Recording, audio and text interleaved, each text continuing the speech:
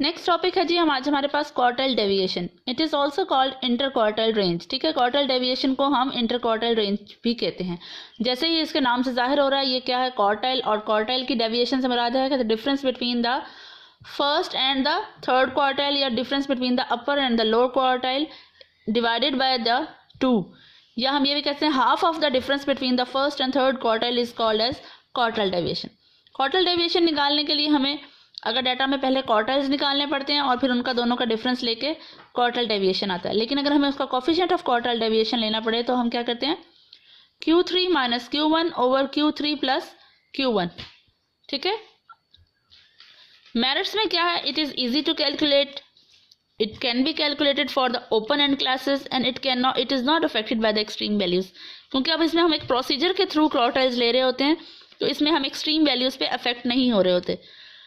Demerits क्या है इसके, it is not based on all the observation, सारी ऑब्जर्वेशन इसमें इंक्लूड नहीं हो रही होती हैं, सिर्फ वही क्लास इंक्लूड हो रही होती है जिस क्लास की हम फ्रीक्वेंसी ले रहे होते हैं।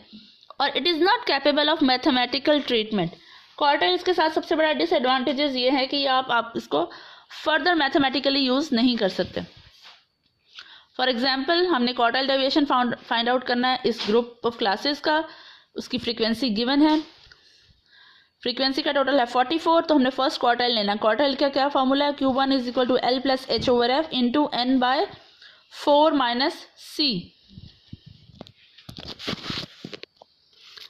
अब हमारे पास क्या आया है, N बाय 4 निकालने से आया 11। 11 किस क्लास फ्रीक्वेंसी में लाई कर रहा है, इसमें, तो ये हमारी क्या होगी इस वक्त Q1 की क्लास।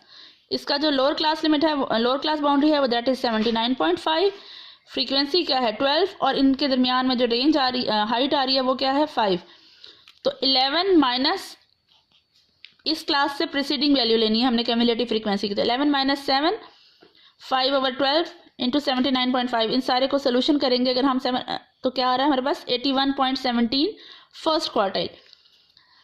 थर्ड क्वार्टाइल के लिए हम क्या करेंगे, 3n ओवर 4, 3n ओवर 4 की वैल्यू आ रही है 33। 33 हमारी किस क्लास में लाई कर रहा है, इस क्लास में, तो ये हमारी लोअर क्लास लिमिट होगी 84.5, 18 इसकी फ्रीक्वेंसी होगी और 5 क्या होगी इसकी हाइट,